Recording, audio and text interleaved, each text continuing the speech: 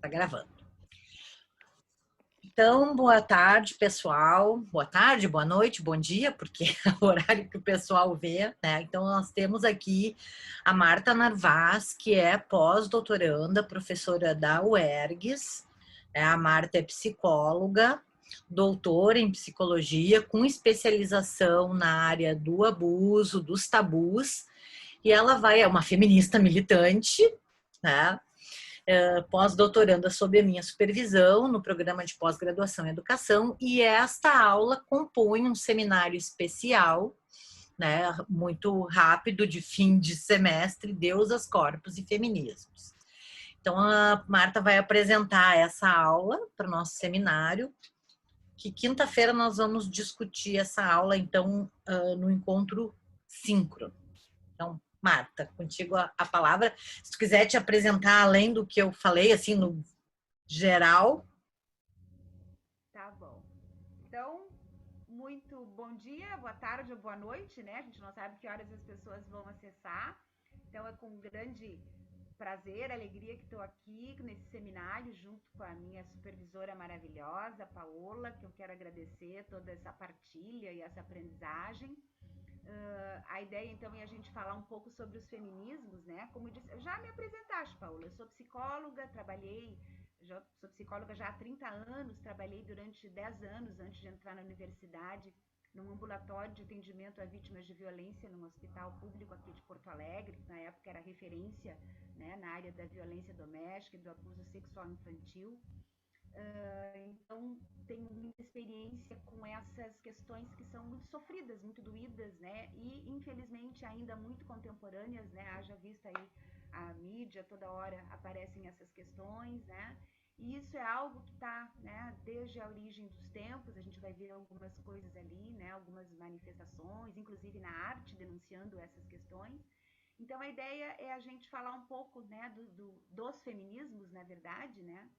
E muito em função dessa experiência, né, que me levou a, então, não tive como, né, não entrar, não aderir, né, às causas, né, dos movimentos que tem a ver com isso, né, com a questão da luta, né, contra todas as formas de violência e discriminação contra as mulheres, as meninas, e aqui a gente vai ver, assim, mulheres e, né, de quaisquer gêneros, né. Então, é mais ou menos por aí. A gente vai disponibilizar, né, Paola, também 2 outros materiais que detalham um pouco mais algumas discussões que, para não ficar muito cansativo, a gente não vai, né, detalhar, adentrar em todos os aspectos, mas tem um outro material que fala um pouco da construção, da história, né, da questão do gênero, das desigualdades de gênero, e um outro material que fala um pouco sobre a questão da violência contra as mulheres, alguns tratados, algumas convenções, né? E um pouco também das tipificações, né? Das formas de violência que vem se transmutando ao longo do tempo, né? Hoje a gente tem a violência virtual contra as mulheres, né? Quer dizer, a questão da exposição das imagens, dos nudes, né? De imagens íntimas, além, né? Da violência simbólica da mídia, né, que a gente estuda, né, Paola, assim, quanto as mulheres acabam sendo objetificadas, né, nas propagandas, nos filmes, nas novelas, nas figuras no geral, enfim. Então, algumas coisas a gente vai deixar disponível para quem tiver interesse de conhecer um pouquinho mais. Mas aqui hoje a ideia é a gente conversar, então, sobre, né, o feminismo, o porquê do feminismo, o que, que é isso, né? Será que a gente ainda precisa, né, de feminismos nessa altura, né? Seria mais ou menos por aí. Passo? Podemos passar. Então tá, aqui eu trouxe algumas frases de alguns filósofos conhecidos, antigos, por exemplo, do Teorema de Pitágoras, né, para mostrar o quanto a ideia, né, em relação às mulheres como menores, inferiores, né, ligadas ao caos, né, é algo já muito antigo, né? Então Pitágoras, né, nosso famoso, ele diz: há um princípio bom que criou a ordem, a luz e o homem, né, a racionalidade, e um princípio mau que criou o caos, as trevas e a mulher, né? Então, para a gente ver como é que isso vem acontecendo. Acho que temos outras frases. Tá, depois acho que tem mais alguma por lá. Bom, e esse é do Pitágoras. Eu acho que. Tá, mas seguimos por aí. Talvez eu tenha suprimido. Não, esse é o do Pitágoras. Talvez eu tenha suprimido para não ficar muito grande a nossa apresentação, mas a gente pode contar depois outros aqui, dos filósofos ao longo da história, misóginos, né? Que sempre associaram as mulheres a serem menos inteligentes, porque o cérebro era menor, porque a caixa craniana era menor, então, sendo assim, as mulheres eram menos inteligentes, portanto, não podiam estudar, não podiam participar da política, enfim, né, uma série de preconceitos e de discriminações que, assim como o racismo, né, foram inventados para legitimar, né, a dominação sobre esses sujeitos, né. Então, eu trouxe uma delas aqui, mas a gente pode ir contando depois outros. O teu bestiário, né, Marta? A Marta está organizando um bestiário de filósofos. Isso, tem pérolas assim maravilhosas, muito interessantes. E aí tem toda uma discussão muito interessante também, que é, por exemplo, alguns consideram o Platão que seria um protofeminista, né? Eu acho que talvez apareça por aí, quando ele falava lá, né, que Atenas, né, na verdade não era uma democracia modelo, né, e que precisava incluir a questão da igualdade entre homens e mulheres, né. Aí tem outros que vão dizer, por exemplo, Nietzsche, que poderia ter leituras feministas do Nietzsche. Em compensação, outras já dizem que ele tinha, né, umas coisinhas misóginas lá, enfim. Então, para mostrar que mesmo bons filósofos, mesmo, né, grandes figuras aí da nossa história filosófica, enfim, né, não estavam livres, né, dos preconceitos de gênero, né? Mas enfim. Então vamos ver como é que era na antiguidade, como é que isso aparecia, né?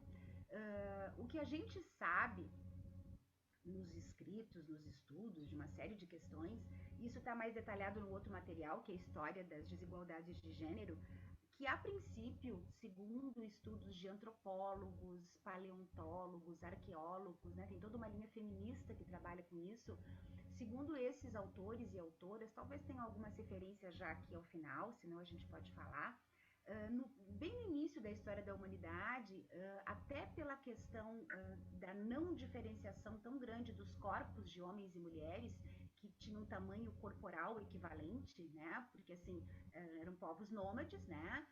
Todos precisavam caçar, todos precisavam subir em árvores, correr dos animais selvagens, enfim. Então haveria uma isonomia maior entre até a configuração dos corpos, né? Entre homens e mulheres. E que nessa época não haveria ainda divisão social dos sexos, não haveria ainda divisão social do trabalho, nem divisão sexual, né? Por conseguinte, dos sexos e do trabalho. Todos os humanídeos e humanídeas, que nem a gente diz, eles né, funcionavam de uma forma mais cooperativa, né?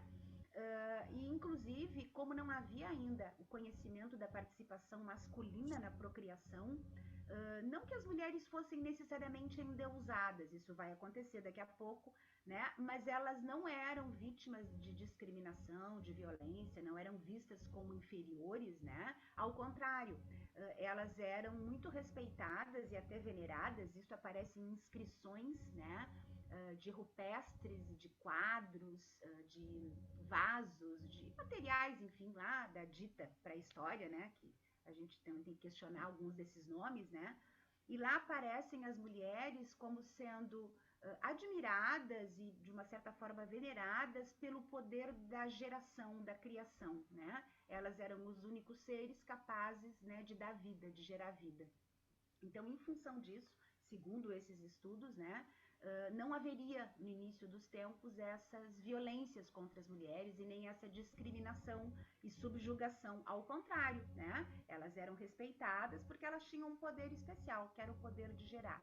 E rapidamente isso era associado à questão, né, da fertilidade, a fertilidade da vida, da terra, do campo, da agricultura, né?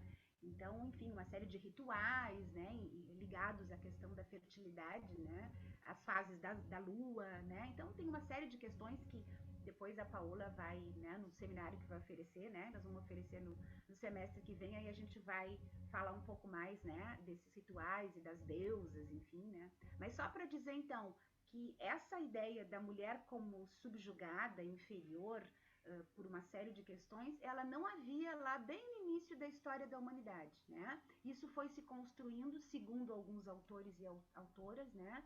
Com, então, a descoberta da participação do homem na procriação, e daí, então, né, com a questão da a origem da propriedade privada, né? Ou seja, então, para transmitir a herança, né, os homens precisavam garantir, né, o controle da sexualidade dos corpos das mulheres, né? E aí, então, a partir disso, né, com a questão da propriedade privada, da herança e, inclusive, a mulher sendo compreendida como propriedade privada dos homens, né? Então, segundo vários autores e autoras, um deles, o Engels, né, na família a origem da família, da propriedade privada do Estado, a Silvia Federici, uma feminista italiana, também vai abordar algumas dessas questões, um livro muito bacana, o Caliban, né? E agora me fugiu o nome, ela tem vários, não estou com ele por aqui, né? A Bruxa, né? Em que ela vai contar, né, assim, detalhadamente para nós essa história. Isso, Caliban e a Bruxa, né? E então tem várias autoras que vão trabalhar com essa perspectiva, né? E associar a origem, então, né, da subjugação, da discriminação das mulheres, né, com a questão da propriedade privada e, em especial, do capitalismo. Embora a gente saiba que essa questão também ela está muito vinculada ao patriarcado, né? E a gente sabe que o patriarcado ele é anterior ao capitalismo, né? Embora esses dois sistemas, né, de dominação, eles acabam se retroalimentando e, em geral, né, os sujeitos, as mulheres, negros, negras, né, vários povos acabam sendo as principais vítimas, né, dessa exploração que associa patriarcado com capitalismo, né? A Silvia Federici vai trabalhar bastante essa questão e tem uma série, né, de autoras clássicas do feminismo que vão trabalhar com essa ideia, né, da questão do patriarcado, né, como um sistema de dominação, né, em que o homem pai, né, macho, é quem detém o poder, né, de fazer a lei e de executar a lei, né, de fazer essa organização social funcionar conforme interesses, né, que lhes eram peculiares, né, excluindo então, né, outros sujeitos, né, dessas relações de poder, enfim, e tal. Então, rapidamente, isso a gente, né, separou num outro material mais detalhado, mas só para contar que, então, essas histórias, elas têm data, né? Não foi sempre assim, né? As mulheres não foram sempre vítimas de violência e dessa desvalorização, né, do seu corpo e do feminino, né? Elas outrora, né, eram inclusive veneradas pelo seu poder de gerar vida, né, e de cuidar da vida, né? Bom, mas enfim, então isso foi se, né, acontecendo ao longo dos séculos, e aí uma das questões que a gente gosta de trazer é que o feminismo, enquanto movimento social, político e tal, ele é fruto agora da modernidade. Mas aqui eu gosto de contar que existiram sempre mulheres que se rebelaram, né, que se colocaram contra, né, esses cânones aí patriarcais e de dominação, enfim. Então, mesmo a gente entendendo o movimento feminista enquanto movimento, né, como movimento liberal, que vai surgir a partir do sufragismo e tal, aqui, né, na modernidade, a gente sabe que já existia desde a antiguidade mulheres que questionavam essas questões, né, essas relações de poder, de dominação e essa forma fálica, né, de compreender o mundo, o próprio conhecimento, a própria arte, né? Então, na antiguidade existiu uma escola de nível superior que foi criada por Safo, que era uma poetisa de Lesbos, que era uma ilha lá na Grécia, né? Em 625 antes de Cristo, né? Tanto é que lesbiandade, lesbianismo, né, vem daí, né, dessa poetisa, né, de Lesbos, desse local, né, desse lugar, e que ela propunha, né, a homoeroticidade feminina como uma alternativa mais igualitária, né, que as formas gregas fálicas de sexualidade, de conhecimento, né, todas as formas que acabavam excluindo as mulheres, né? Então, na antiguidade, né, na Grécia antiga, havia essas mulheres, entre elas, né, essa escola aí criada por Safo.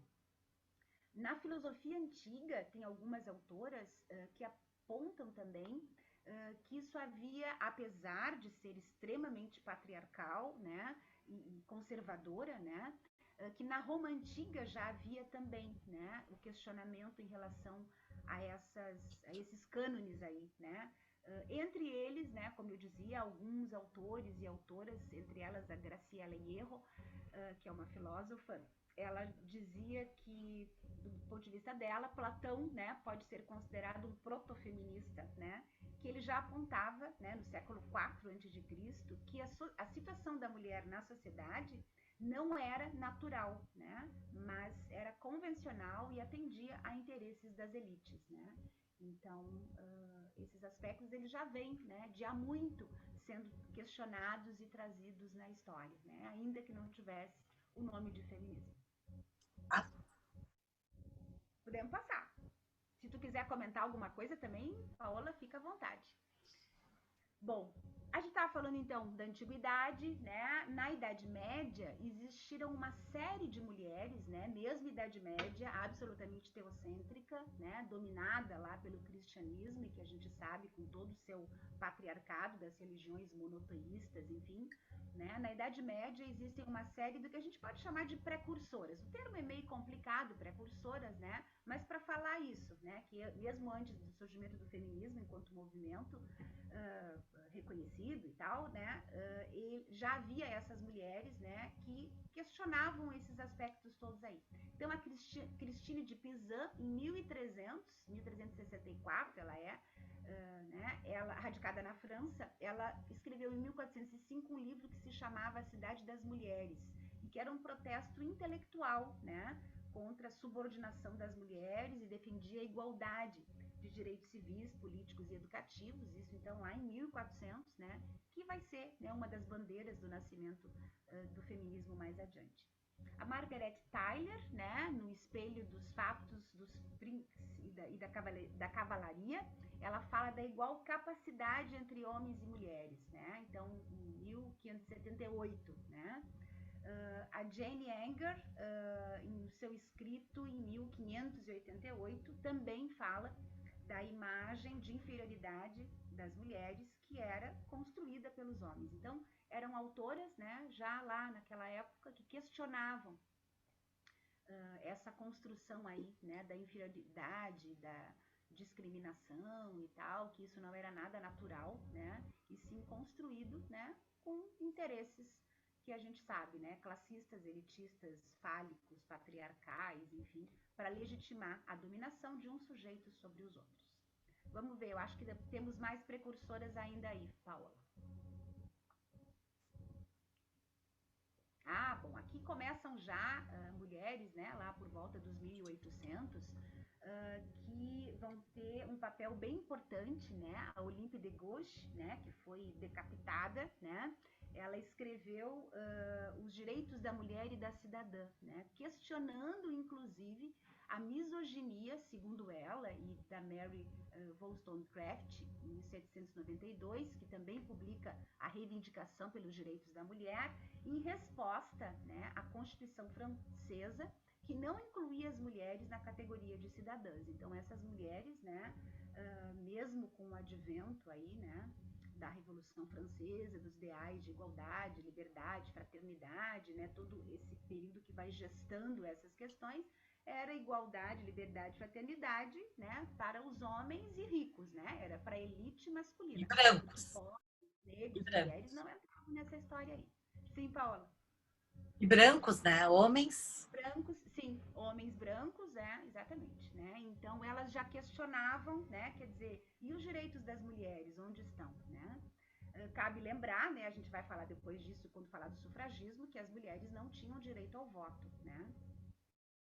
Nem ocupar cargos públicos, né? Enfim, e em muitos lugares também não tinham direito ainda à educação, né? As mulheres tinham que brigar para poder estudar, para poder ingressar no nível, né, de curso superior, enfim. Bom, aqui eu volto um pouquinho, tá, para os 1700 ali, para mostrar uma coisa muito legal que eu gosto de citar, que é assim, as pessoas muitas vezes dizem, mas isso é porque na época tinham, né, essas ideias, então as pessoas, né, os homens, né, e mulheres, enfim, a sociedade era machista, era patriarcal, era, né, né, desigualitária e tal, isso era da cultura da época, né? Então, por isso que eu gosto de trazer, existiam figuras que tinham outros discursos, né? E não só de mulheres. Aí aqui eu trago alguns filósofos, né? Como o Poulain de Labarre, em 1700, que ele, né, um homem, né, deste contexto ainda francês misógino e desigualitário, ele publica sobre a igualdade dos sexos, né, e depois sobre a educação das mulheres. E ele sustentava, né, filósofo, homem branco, né, da elite cultural francesa, né, que a dominação das mulheres, que era universalmente encontrada, ela era histórica e não biológica, né? Então, para mostrar que havia homens também que enxergavam isso, né? Ou seja, não era só um discurso de reivindicação das mulheres, né? Vamos ver se temos mais filósofos aí. Eu acho que temos, Paola. Ah, temos outros sim. O Comte Saint-Simon, que era um filósofo e economista francês, né, fundador do socialismo moderno, e o Charles Fourier, né, 1800, esses dois aí, junto lá com o Poulain de Labarre, que era um pouquinho antes, eles também já argumentavam abertamente em favor da igualdade entre homens e mulheres, né?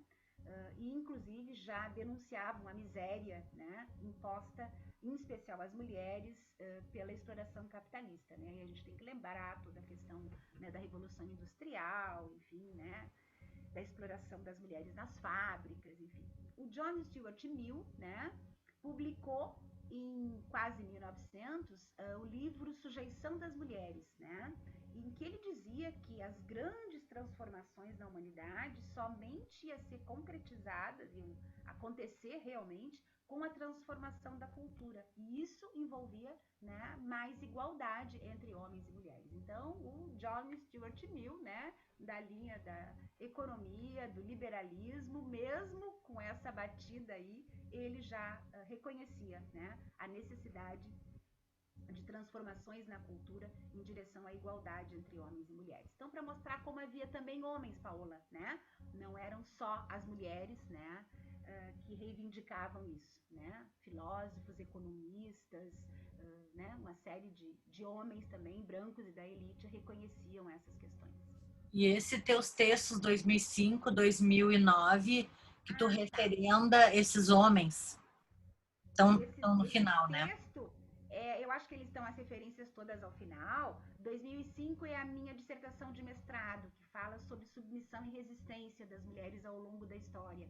E 2009 é a minha tese de doutorado, que fala sobre os discursos, né, de gênero, da invisibilidade dos discursos de gênero na história, né, em especial, que é o objeto da minha tese de doutorado, nos discursos da formação da psicologia, né? Mas eu dou uma passeada assim por um pouco da história, da filosofia, né? Para mostrar esses vários discursos, né? Então, na verdade, esses discursos eles convivem ainda, né? Atualmente a gente tem visto, né? Inclusive um retrocesso de alguma forma, né? Uns discursos aí meio complicados, né? Sobre inferioridade, sobre, né, o papel das mulheres, meio vivemos um conto de aia, né, a brasileira, né, alguma coisa assim. Então são duas referências, Paola, em que eu trato assim com mais detalhe, né, estes e outros tantos autores e autoras, né, que vêm nos mostrando essas questões das construções, né, da desigualdade de gênero. Mas tá citadinho ao final.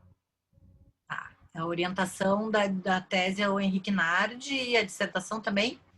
Não, o Henrique foi da Não, minha né? banca, tá? A minha orientação era de uma outra professora do pós na psicologia, que na verdade não era da área do gênero, era da área da violência, né? Mas eu fui cada vez mais migrando, né?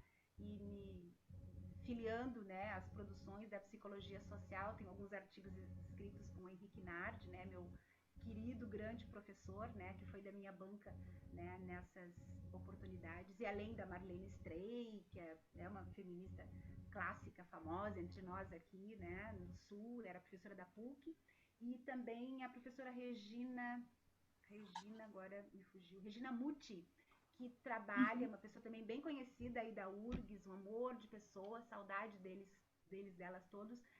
Eu trabalhei com análise de discurso, né? Trabalhava com análise de discurso francesa, né? Então, a Regina Muti, que é doutorésima, né, em análise de discurso, fizeram parte da minha banca com muito orgulho, muito carinho tem pela contribuição deles.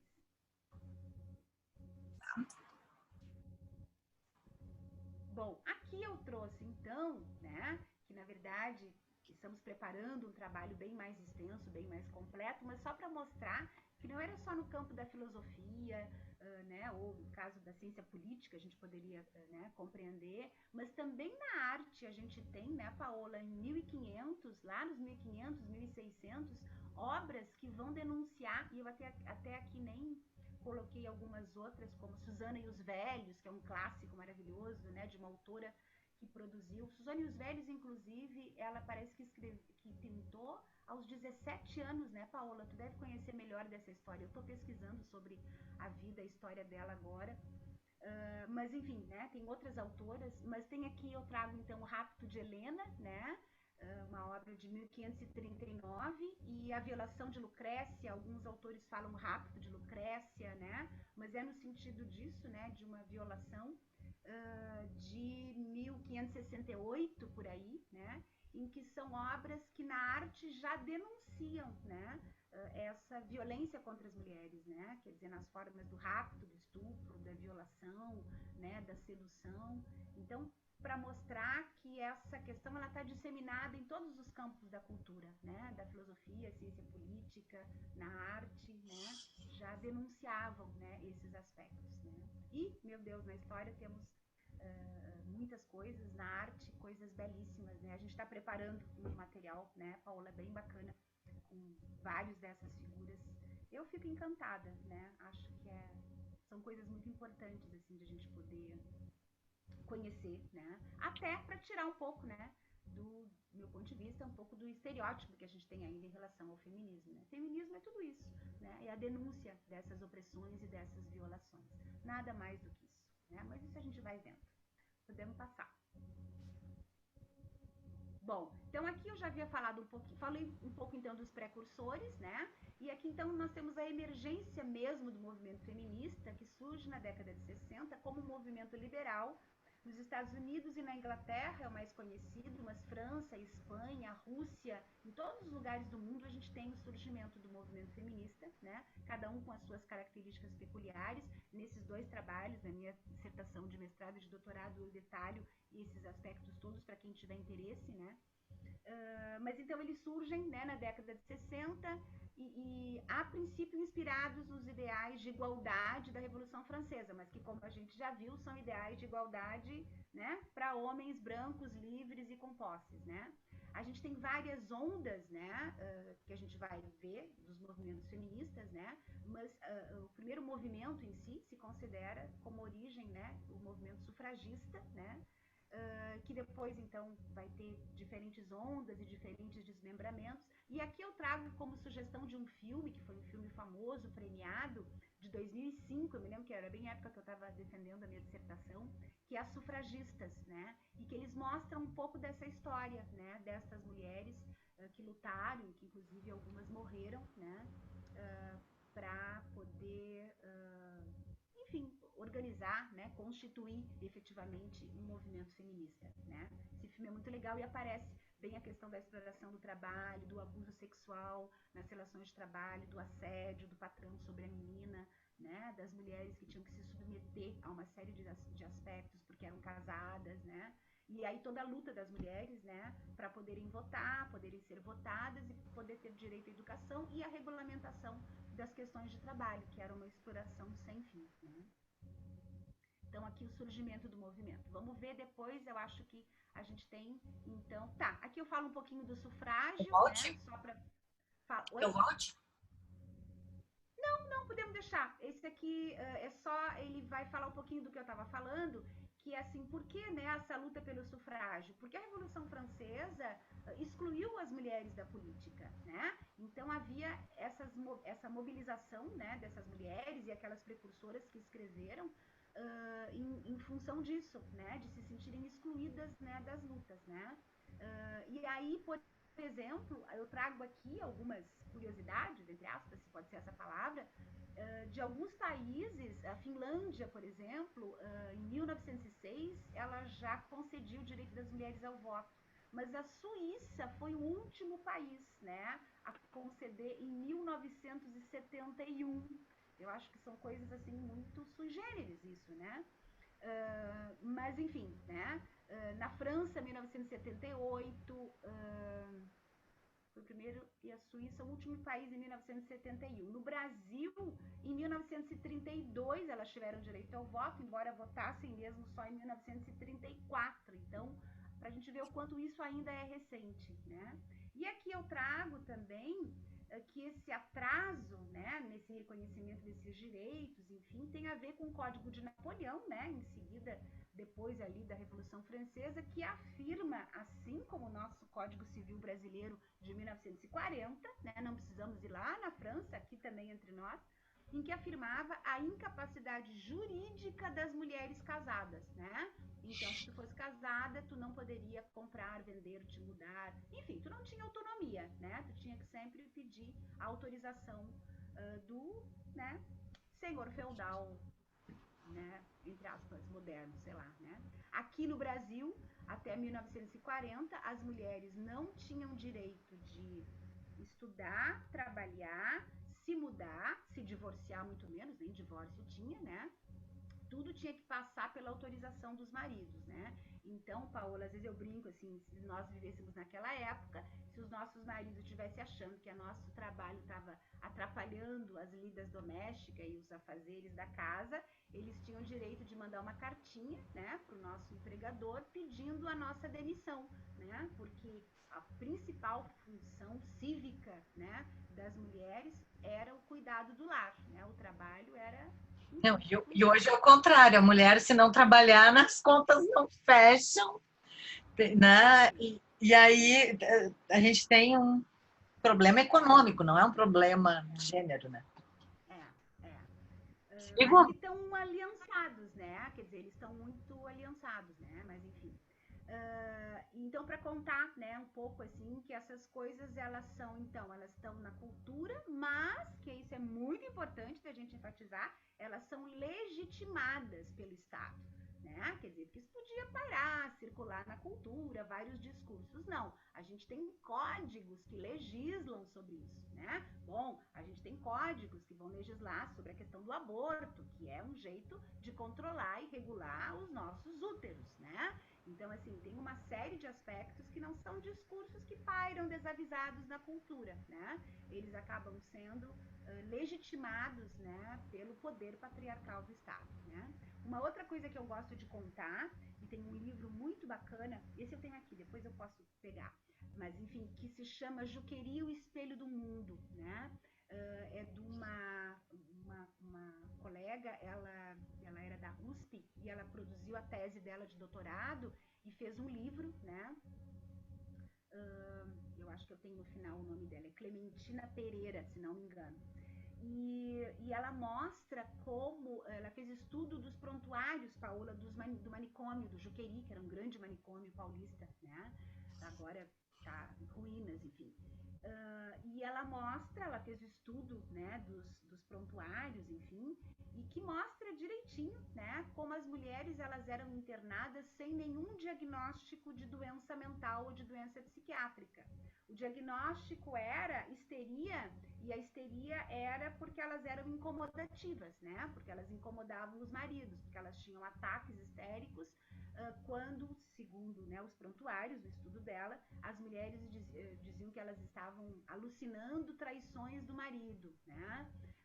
Enfim, né? Ou quando elas reivindicavam alguma coisa, elas todas eram consideradas histéricas, né? As meninas que não queriam se casar com o pretendente lá que o pai destinava, ou que muitas vezes fugiam, né, para casar escondido, ou até que tinham relações sexuais antes do casamento, todas elas tinham esse diagnóstico de alguma forma, né, de histeria, de desvio mental, sei lá, eram vários diagnósticos lá.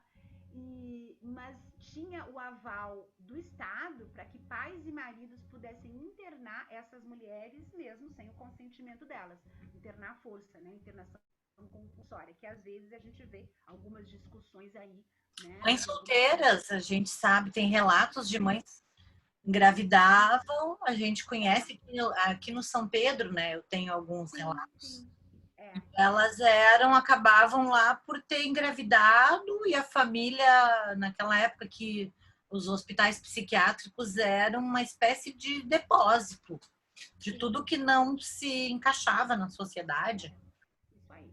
E tinha então esse aval, né, da legislação, e os mulheres tinham os homens tinham esse direito sobre as mulheres, né, da internação compulsória, né. Agora tu falaste, eu lembrei, na minha graduação, Paola, eu fiz 2 estágios, fiquei 1 ano e meio na época, né, no Hospital Psiquiátrico São Pedro, trabalhei em 2 unidades com mulheres, né? Sempre gostei muito de trabalhar com mulheres. E com certeza a gente via isso, né? Na época eu nunca fiz nenhum estudo assim objetivo sobre isso, até uma ideia, né? Mas sim, né, na minha experiência tinha várias mulheres que não tinham diagnóstico, né? Elas eram largadas lá por alguma incomodação que elas deram, né? Ou porque elas estavam querendo casar com quem não podia, ou porque tinham tido relações, ou muitas vezes porque eram mães solteiras, então era uma forma de esconder, né? Era um depósito dessas mulheres incomodativas, né? Mas bem, então aqui era para contextualizar, né, por que da luta pelo sufrágio, né? Porque a gente era, né, fomos excluídas, então elas estavam lutando por isso. Bom, e aí então eu trago aqui, alguns conceitos sobre o feminismo, que na verdade, até a gente colocou um S ali, na verdade o mais correto seria falar de feminismos, né? Porque não tem um feminismo só, né? Não tem um movimento só, não tem nenhum um único conceito, né? Embora eu tentei trazer aqui um conceito mais ou menos de consenso, né? Que seria um movimento plural, social, cultural, político, epistemológico, né? Que ele é problemático, instável, né? Porque ele vai modificando as suas premissas, as suas referências, enfim, uma série de questões que a gente vai ver nas ondas agora. Mas todos essas compreensões dos feminismos, elas têm a ver com essa questão, com a luta e com a afirmação, né, de direitos políticos, civis e educativos, né, para as mulheres que não tinham acesso a esses direitos, né? E comprometida, né? Então, essa luta com a transformação social das relações de gênero, né? Quer dizer, não adianta só a gente ter direitos, né? Mas se as relações de gênero continuam desigualitárias e discriminativas, né? Então, esse seria um conceito geral. Por que eu trago isso aqui? Porque é muito importante a gente entender que o feminismo não é caça aos homens. O feminismo não necessariamente quer exterminar os homens do planeta, embora tenham algumas ficções feministas que até trabalhem com essa ideia. Eu acho muito curioso, muito interessante tudo. Tem uma série de filmes de literatura feminista, né, ficcional, que propõe uma sociedade só de mulheres, sem homens, ou uma sociedade sem sexos, muito legais. A Octavia Butler é uma escritora que tem muitas ficções e livros transformados em filmes sobre isso na década de 70. Isso foi muito disseminado, é muito legal. E só que aí as pessoas às vezes tomam isso como o feminismo. Não, isso é uma vertente do feminismo, que pode ser uma vertente mais radical, mas isso não é, né, a compreensão do movimento. O movimento que é a transformação dessas relações e não necessariamente a eliminação, né, de todos os homens, né? Então, só para a gente dizer que é por aí, né? E que os homens também cada vez mais têm sido chamados a participar também, né, desse movimento, porque incide não só sobre as mulheres, né, Paola, incide também sobre a construção da masculinidade, né? E a gente sabe que a masculinidade tóxica, do jeito que ela é construída, ela também tem efeitos muito negativos, né, para os homens, né, para a saúde física e mental dos homens, né? Bom, o feminismo, então, ou feminismos, mas entendido assim, né, dessa forma ampla, como um movimento, então, cultural, político, social, epistemológico, né, vai originar, inclusive no campo do conhecimento, e aqui como a gente está, né, trabalhando na universidade, eu quis trazer, vai originar uma nova epistemologia, que é a epistemologia feminista, né, que seria uma forma de compreender o conhecimento, a produção do conhecimento, de entender, né, essa produção, né, pelas lentes, né, do feminismo, né? Ou seja, faz uma crítica radical das noções de objetividade, racionalidade e universalidade da ciência. Por quê? Porque vão mostrar que a ciência é branca, masculina, né, elitista, classista, né, que exclui, né, as mulheres, negros, né, enfim, sul-americanos, enfim, da produção do conhecimento como uma produção, né, mais legitimada, né? Então, essa epistemologia é muito importante. Aí eu trago aqui algumas autoras que são clássicas, né, nesse campo, que é a Sandra Harding, a Ruth Blair, a Evelyn Fox Keller e a Donna Haraway, né, entre outras tantas, né, que tem muita bibliografia, muita produção nessa área da epistemologia feminista. Elas estão citadas, eu acho, nesses outros trabalhos aí que a gente tem ao final. Bom, então falamos de um conceito, né, básico de feminismo. Aí a gente não pode deixar de abordar, vou falar bem rapidamente, que o feminismo ele trabalha inicialmente, né, os feminismos, vamos dizer assim, ou as primeiras ondas do feminismo trabalhavam sempre com o conceito, esse é o conceito então geral, né, dos feminismos. E aí então, logo nessas primeiras perspectivas se trabalhava com a questão de mulher, que a gente vai ver, né, que é uma noção né, problematizada, em especial, né, nos feminismos mais contemporâneos, né? E aí a noção de mulher, de alguma forma, ela vai ser questionada e substituída, não é bem a palavra, tá? Porque esses feminismos e essas vertentes todas elas convivem, né? Mas vai se introduzir o conceito de gênero, né, no campo dos estudos feministas e estudos de gênero, e vão mostrar que é uma categoria instável, que mesmo que se compreende como gênero é uma coisa que vai modificando, mas que surge lá, né, com a nossa clássica célebre Simone de Beauvoir, que vai falar da construção social dos sexos, né, ou dos gêneros, em oposição ao sexo biológico, ou seja, tu pode nascer com um corpo que é designado de mulher, mas tu vai te transformar numa mulher a partir, né, da linguagem e da cultura, né? A Joan Scott, que é outra autora importante, clássica nesses estudos, vai mostrar que não é só a biologia, né, que vai compor o que se chama gênero masculino e feminino, mas que é uma categoria relacional e política, né, de relações, né? Então ela vai trazer, né, a Joan Scott, que é do campo da história, vai resgatar essa noção dessas relações políticas, né, no tocante às construções de gênero. A Judith Butler, por sua vez, que é uma filósofa feminista, né, agora contemporânea, pós-estruturalista, ela vai nos dizer que o gênero é um ato performático, ou seja, né, tu não nasce com um sexo e com um gênero, tu vai performando, tu vai formando, tu vai inventando, tu vai criando, né, esse gênero, e que na verdade não é um só, teriam muitos jeitos e muitas formas de ser do gênero, né, feminino ou masculino. Então ela vai propor nesse feminismo pós-estruturalista, que a gente vai ver, essa explosão das categorias binárias e essencialistas em prol dessa multiplicidade, né, o que ela chama das possibilidades de ser ou de habitar um corpo, né, que são corpos sexuados, mas que vão sendo habitados e performados, né, ao longo da história, né, de diferentes formas nas culturas, né. Algumas feministas, isso a gente vai ver nas críticas, assim, algumas ondas, por exemplo, dizem ainda que a Simone de Beauvoir ainda teria ficado presa, né, à condição da mulher como nesse binarismo, né, homem e mulher. Então, por isso surgem essas autoras que vão problematizar, né, o binarismo e trabalhar em prol disso, dessas multiplicidades. Assim, né, como os filósofos da diferença, né, esquizoanálise, enfim, né, Paola Deleuze e Guattari, que vão também falar, né, da pobreza, né, de se pensar só em gêneros binários, né, de que são N sexos, N na potência 1, né, de gêneros e sexos, né.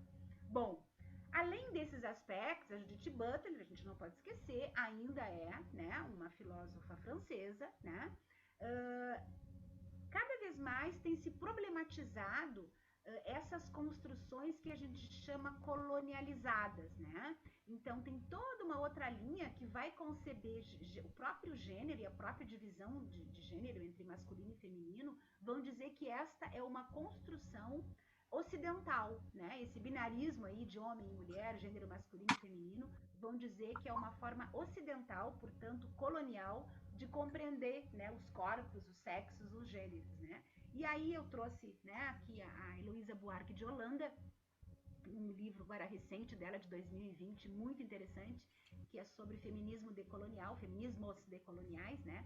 Em que ela fala dessas perspectivas todas. E aqui a gente traz, que eu sei que a gente vai depois abordar no seminário, né, Paula, do semestre que vem, já vamos fazer a propaganda aqui, degustação, né?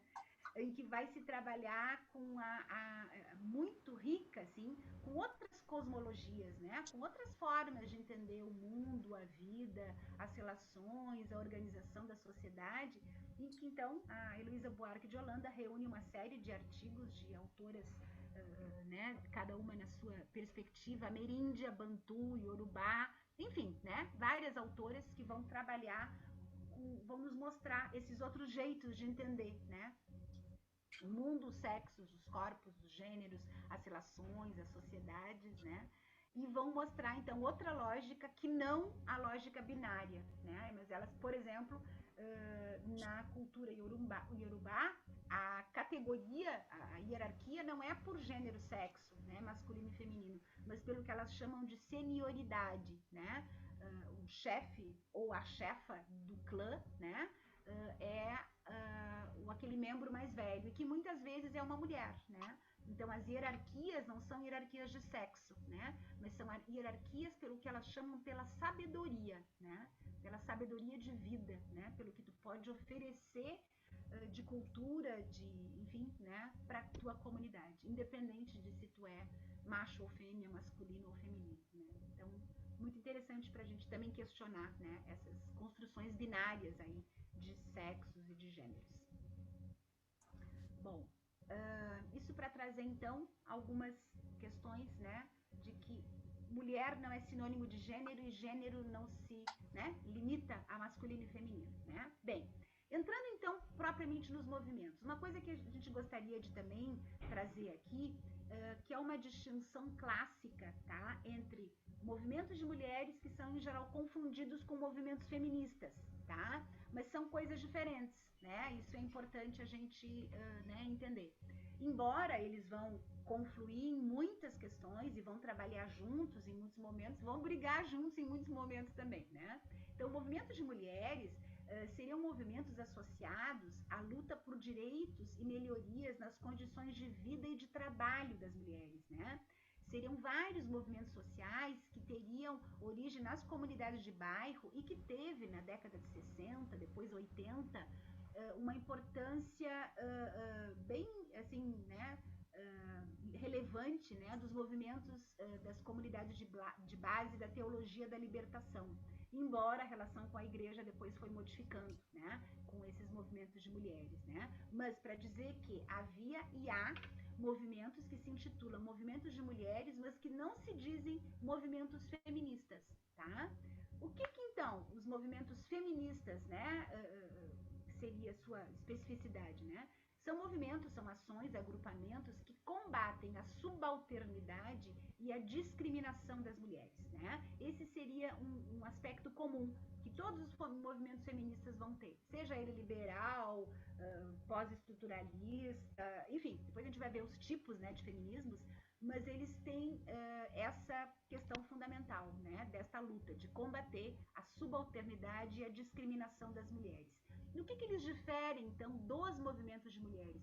Os movimentos de mulheres não tinham na sua pauta isso como luta primária. Queriam era melhorar a condição de vida das mulheres, né? Ampliar o número de creches, as lutas pelo saneamento básico, pelas condições dignas de trabalho, né? Independentemente de ter necessariamente como bandeira, né, essa questão da transformação das relações sociais de gênero, né? Então, para a gente ver que tem essas diferenças, né?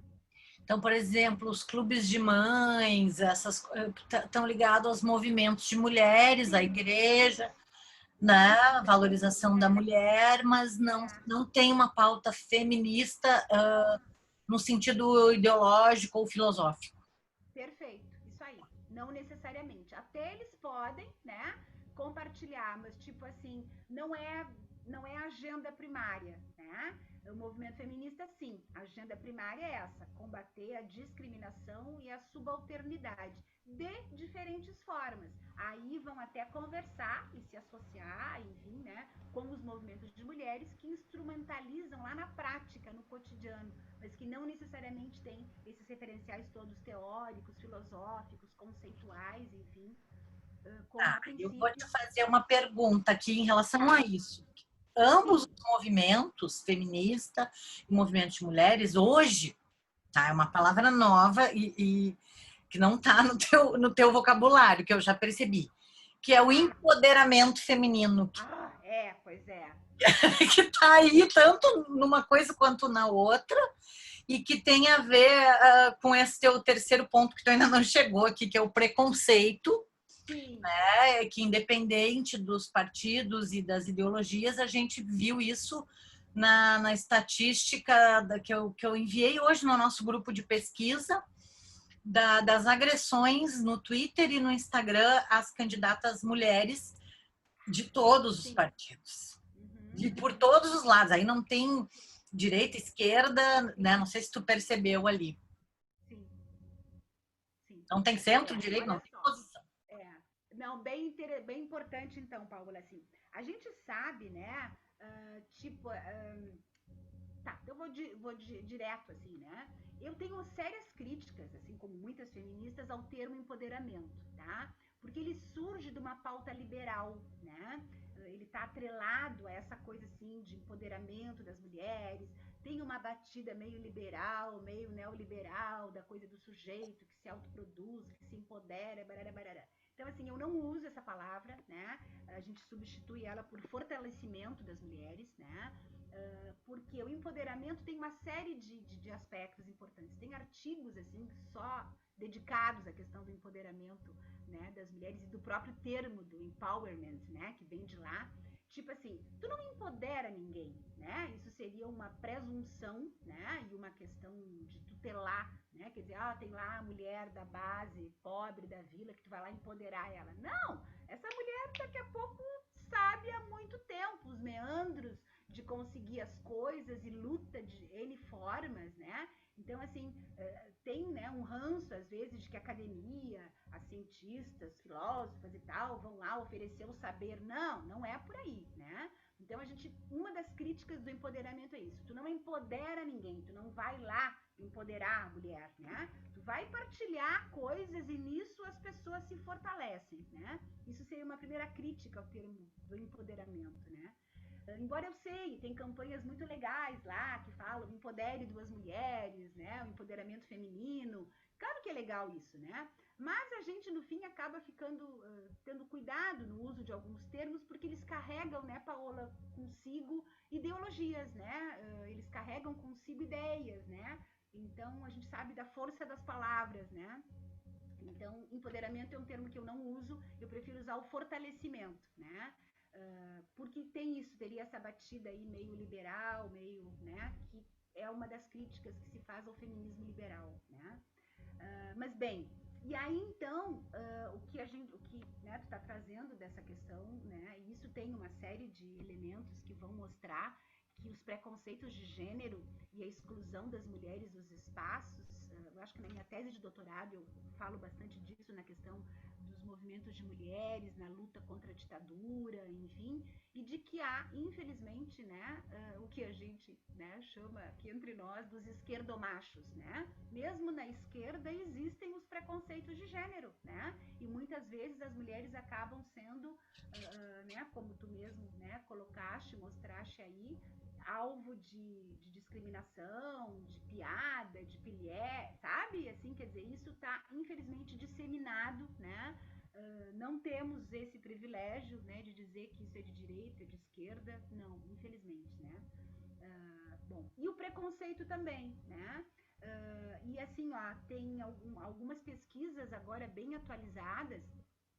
Tem uma que eu sei de uma colega, mas que não foi publicada ainda, por isso que eu não trouxe, não quis trazer ainda a referência, né? Mas vai sair em seguida, eu acho que na revista da PUC, aqui, nossa, do Rio Grande do Sul, uma pesquisa que mostra os preconceitos, como é que se constroem, no que eles estão aliançados, né? Esses preconceitos contra o feminismo. E aí é muito interessante. Isso eu vejo na minha prática, assim, cotidiana, né? Com as colegas, com, enfim. as pessoas todas, né? A grande maioria concordam com os preceitos do feminismo. Lutar contra a discriminação, lutar contra a subalternidade, né? Lutar pela igualdade de acesso, de oportunidades, enfim. E outra coisa, igualdade de gênero não quer dizer que homens e mulheres têm que ficar tudo igual. Não, é cada um com as suas diferenças, com as suas singularidades. É igualdade no sentido de direitos, né? É igualdade de acesso. Não é que vai ficar tudo igual, agora não vai ter mais gênero, não vai ter mais sexo. Não, não é isso, né? Mas enfim, que alguns discursos gostam de distorcer, né, Paola? Mas assim, o que a gente vê são os preconceitos em relação ao feminismo, porque as pessoas associam o feminismo aos movimentos radicais, né? Então elas dizem, não, eu concordo que tem que se lutar pela não violência contra as mulheres, né, contra o estupro, contra, sei lá, a descriminalização do aborto, igualdade de oportunidades, assim, assado. Não, isso tudo eu concordo. Não, mas eu não sou feminista, né? Então, tem esse preconceito de as pessoas se dizerem-se, né, feministas porque associam, né, a movimentos, ao ativismo político talvez mais inflamado, né, e que é um jeito de feminismo, né, mas tem várias possibilidades, né, tem feminismos para todos os gostos, né. Mas, enfim, do meu ponto de vista particular, Paola, eu vou te dizer que acho que as pessoas não precisam nem se intitular feminista, nem nada, se não quiserem, mas que se somem né, com a gente nessa luta, né? Acho que isso toda a sociedade ganha, né? Mas, enfim. Mas as pesquisas mostram isso, o preconceito, muito por conta de um feminismo mais radical, de um ativismo mais hard, né? Que policia as palavras, policia as piadas, né? Policia, sei lá, um monte de coisas, né? Mas é um tipo de feminismo, não são todos, né? Bom, então aqui para falar das diferenças, né? E aí então entramos, né? Não vou poder discorrer sobre cada um, né, Paola? Senão a gente vai cansar muito aqui os nossos colegas, né? Mas só para mostrar que existem milhares de feminismos, muitos feminismos, né? Sociobiológico, psicodinâmico, liberal, o radical e outra questão, né? Essas classificações que eu estou apresentando aqui, elas também são, entre aspas, discutíveis e problemáticas, tá? Essas classificações, elas são baseadas em Como toda classificação, né, Marta? Como toda classificação, perfeito. Discutível e Né? problemática. Que elas são só para fins, né, meu ponto de vista, de organizar um pouco o conhecimento, heurísticas, didáticas, sei lá o quê, mas esses feminismos, eles se interpenetram, ora tem, né, lutas comuns, pautas comuns, ora algumas pautas divergentes, né, mas enfim, eu trouxe aqui da Helena Buarque de Holanda, da Irata e da Ana Teles. Agora Irata, Júlia Irata, eu acho. Eu tenho as referências lá no final. Eu tô meio cansada, às vezes me surgem os nomes quando eu tô meio assim. Mas enfim, que são historiadoras clássicas do feminismo, tá? Eu acho que elas estão todas na referência ao final. Mas existem outras classificações que eu vou mostrar depois, né? Que tem a ver com alguns movimentos agora da gurizada mais nova, do pessoal mais novo, que aí vão incluir, por exemplo, o cyberfeminismo como um tipo de feminismo, que é questionado pelas teóricas da história do feminismo, né? Vão dizer que, por exemplo, o cyberfeminismo não é um tipo de feminismo, né? É uma forma de luta, né? Que, bom, vai utilizar as novas tecnologias da informação e tal para isso, né? Mas, enfim, então nós teríamos diferentes tipos de feminismos aqui. O feminismo radical, que algumas autoras da história clássica do feminismo agrupam, né, como feminismo marxista, anarcofeminismo, feminismo socialista, feminismo punk, né?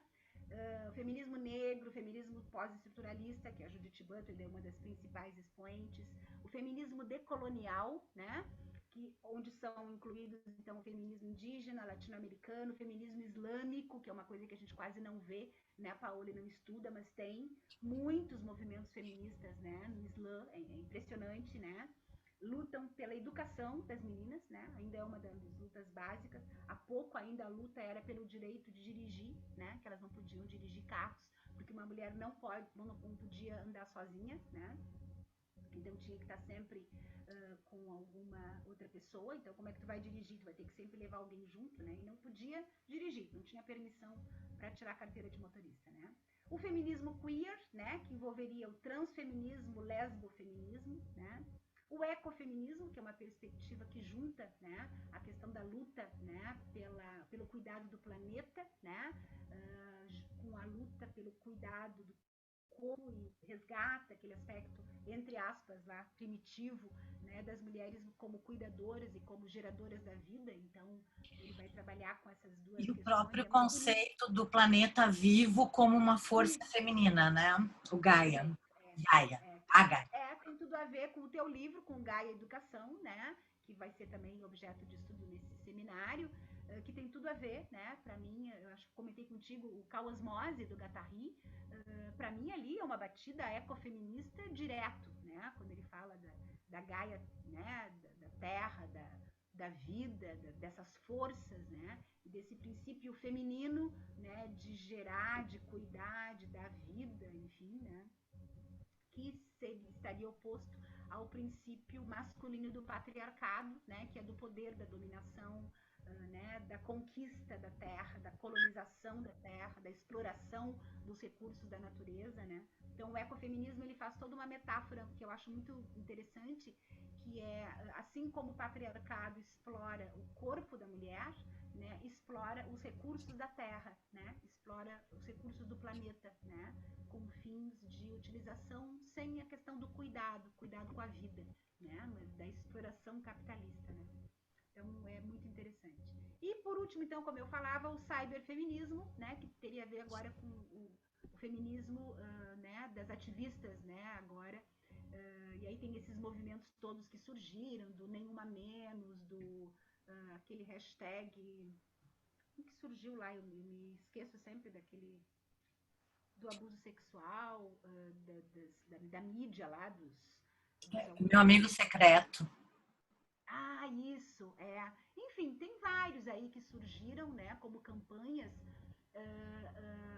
que tem a ver, né, com esse cyberfeminismo, né? Mas que essas autoras mais clássicas questionam se necessariamente é um novo feminismo, né? Ou se é só uma nova forma de luta, um novo instrumento de luta. Então todos eles estão aí, eles se interconectam, né? Eles se conversam, né? E algumas autoras vão classificar alguns de um jeito, outros de outro, enfim. Mas para mostrar que tem feminismo, Paola, para todos os gostos, dá para escolher o que a gente gostar aí. E inventar outros também, né? Porque eles são invenções. Passo? Vamos ver aqui, pode passar. Ó, aqui então eu trago um pouco distinta daquela classificação, né, proposta pelas historiadoras clássicas do feminismo, né, como a Heloísa Buarque de Holanda, agora me fugiu o nome da Irata e da Ana Teles. E tem outras, muitas mais, né? Tem uma dissertação de mestrado que até a Paola que me apresentou, muito interessante, dessa moça da comunicação, né, Paola Marjolie Angonese, e que ela faz uma classificação dela, eu achei muito interessante, né?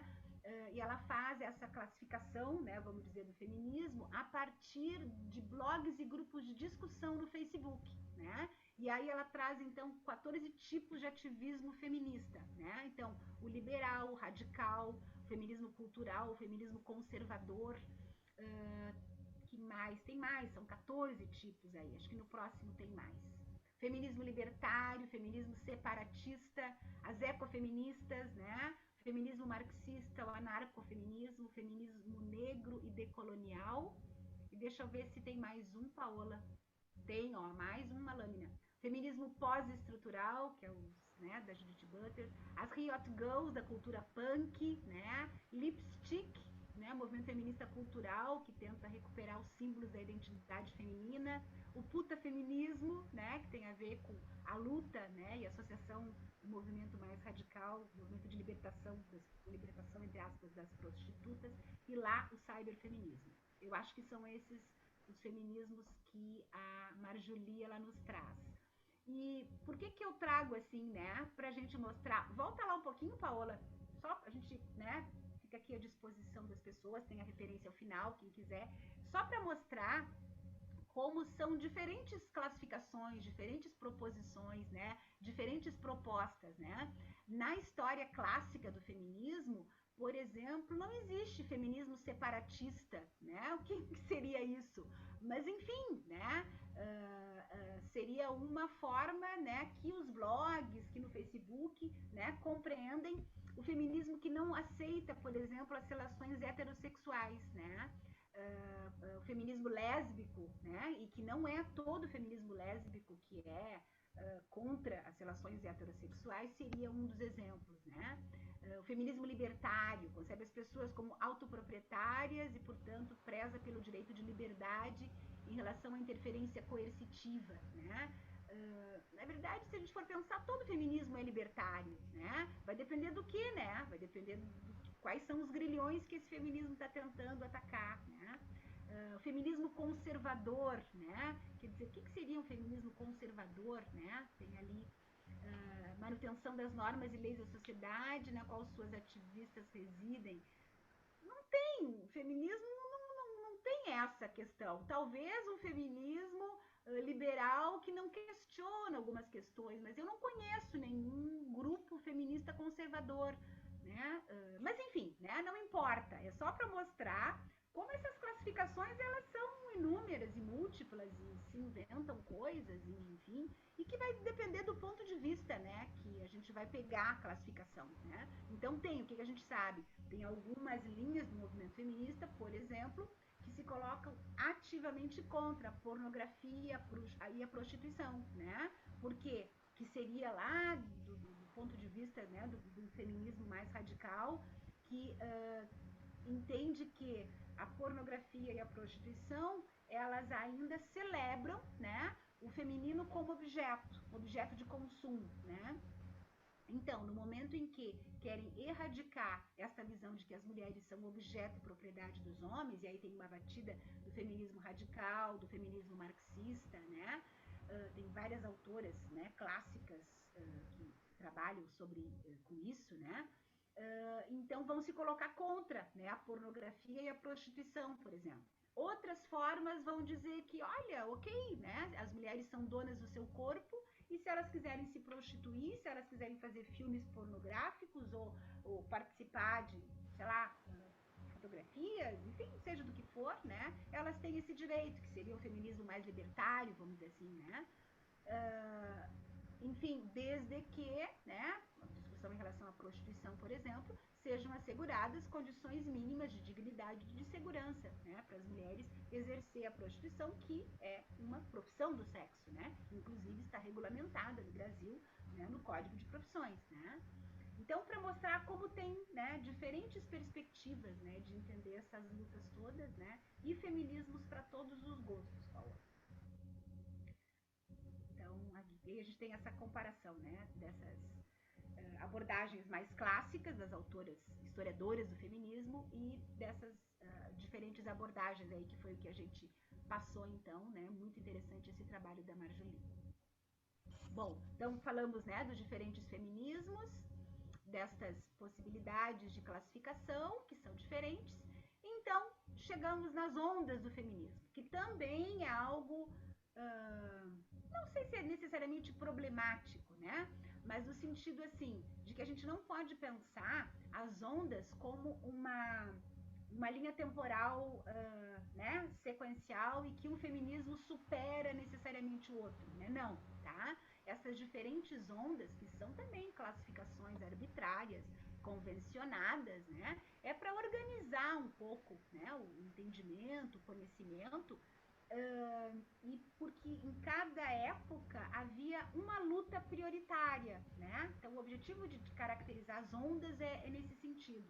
Mas essas ondas elas convivem, porque esses feminismos todos ainda convivem, né? Então nós temos ainda autoras, pensadoras, escritoras que ainda trabalham com a proposta, a perspectiva do feminismo da igualdade, né? Mesmo na contemporaneidade em que a gente já estaria, né, numa linha pós-estruturalista e decolonial, tá? Então, a gente tem, a princípio, 4 ondas, tá, do feminismo. A primeira onda seria o feminismo da igualdade, tá, que inicia lá em meados do século XIX, ligadas àquilo que a gente falava, a necessidade de reconhecimento para as mulheres dos direitos sociais, econômicos e políticos, né? Buscava-se igualdade de direitos, condições de trabalho, né, dada a exploração toda capitalista lá do movimento industrial, fabril, enfim, e ainda fundamentalmente, como a gente falou lá, né, citando o filme As Sufragistas, né, da luta pela igualdade, então, de direito, de acesso, inclusive ao voto, né. Aí eu trago aqui algumas autoras, né, algumas a gente já falou, a Olympe de Gouges, a Mary Wollstonecraft, essa eu não sei dizer o nome dela direito, porque eu não me lembro de onde ela vem, eu acho que ela é inglesa, então é Sojourner Truth, não conheço muito ela, mas ela é uma clássica, né, dessa onda, eu quis trazer aqui para a gente não deixar de fora ninguém. A Clara Zetkin, a Rosa Luxemburgo, a Alexandra Kollontai, que são né, da linha soviética, vamos dizer assim, né, porque o feminismo não surge só Estados Unidos e Inglaterra, né, tem uma mulherada muito forte, né, na antiga Rússia comunista, né, entre elas essas mulheres, tem filmes sobre elas, livros sobre elas, muito interessantes, né, a Flora Tristan e a Madeleine Pelletier, que seriam mais aqui, né, do nosso meio, que inclusive trabalham com a questão da luta antimanicomial, né, dessa questão que eu falava das mulheres que eram internadas, né, a contragosto, né, pelos pais e pelos maridos. Então, essas seriam algumas representantes. Acho que na minha tese de doutorado eu tenho mais detalhado assim a história de cada uma, o que elas publicaram, as lutas, enfim, muito interessante. A Rosa Luxemburgo e a Alexandra Kollontai denunciavam Paola, inclusive, tem filmes sobre elas, elas denunciavam, inclusive, um pouco lá do machismo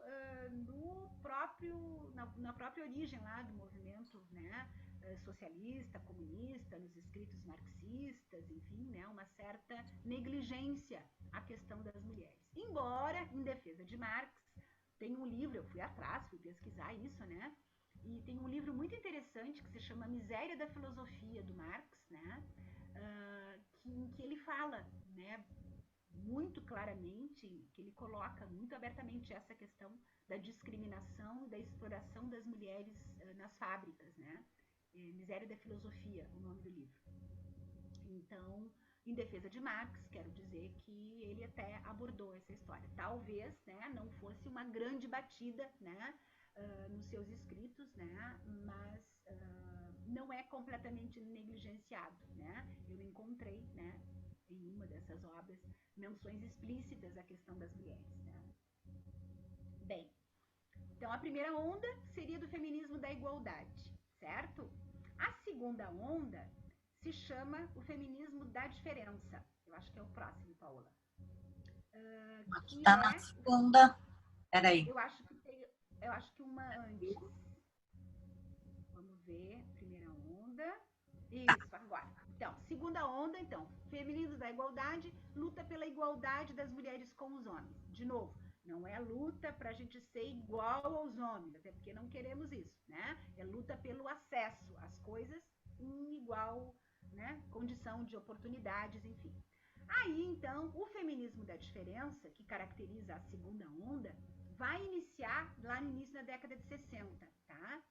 E tem uma batida importante aí na luta contra os movimentos, contra a questão da ditadura, né?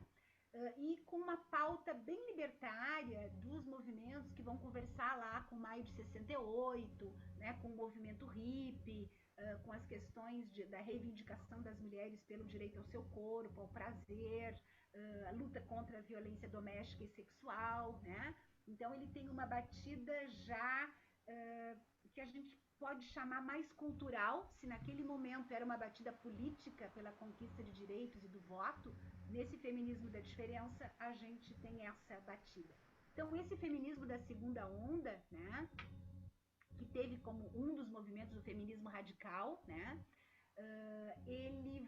tem algumas autoras, como a Kate Millett, por exemplo, a Sulamit Firestone e a Simone de Beauvoir, é desta segunda onda, né, que seria o feminismo da diferença. O que eles vão, assim, pautar, Paola? É a radical opressão das mulheres, eles querem dar visibilidade à subordinação, à opressão das mulheres, né? E muito importante é assim, que é afirmar o feminino, que é afirmar a diferença como importante, né? Afirmar a diferença, o feminino em si, né? Com a sua singularidade, com as suas especificidade, né? Então, aquilo, não queremos só acesso igual aos homens, né? Nós queremos que o nosso feminino, que o nosso corpo, que as nossas singularidades, enquanto mulheres, sejam reconhecidas e valorizadas nessa sociedade, né? Então, aí tem várias vertentes, enfim, né? Então, esse seria feminismo da segunda onda ou feminismo da diferença, tá? E aí eu tenho abaixo, então, algumas autoras, né? Então, feminismo da igualdade, feminismo da diferença.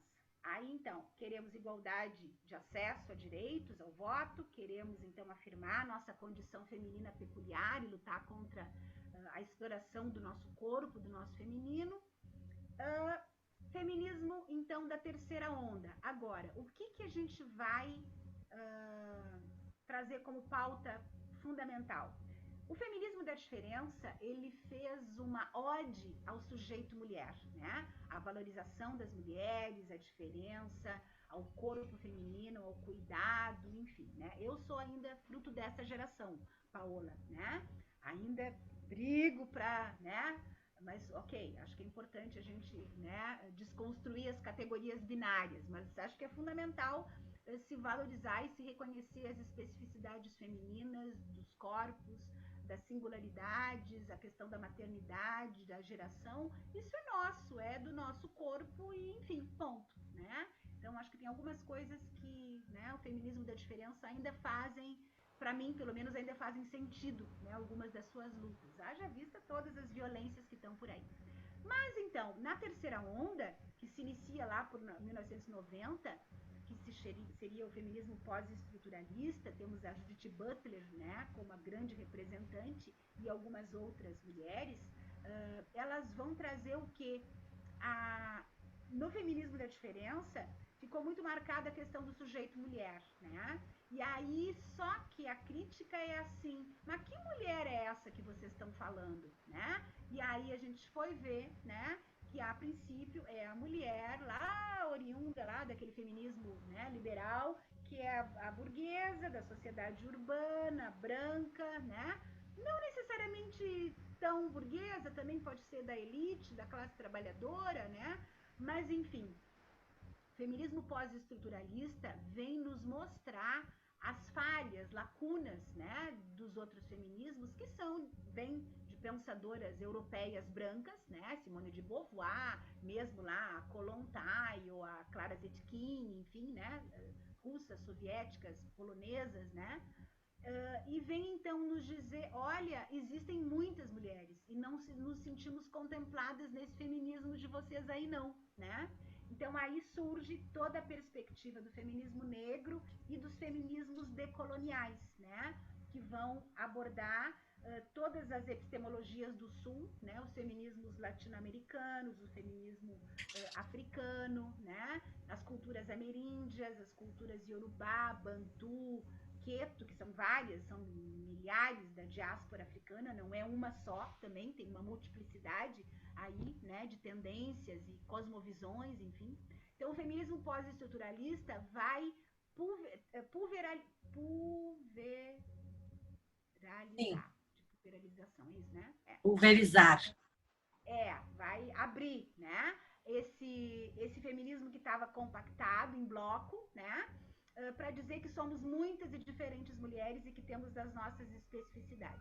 Não somos iguais aos homens, mas também não somos iguais enquanto mulheres. Então, aí que se propõe a abolição desse sujeito universal mulher, né? Quer dizer, não existe algo que se chame mulher, existem mulheres, né?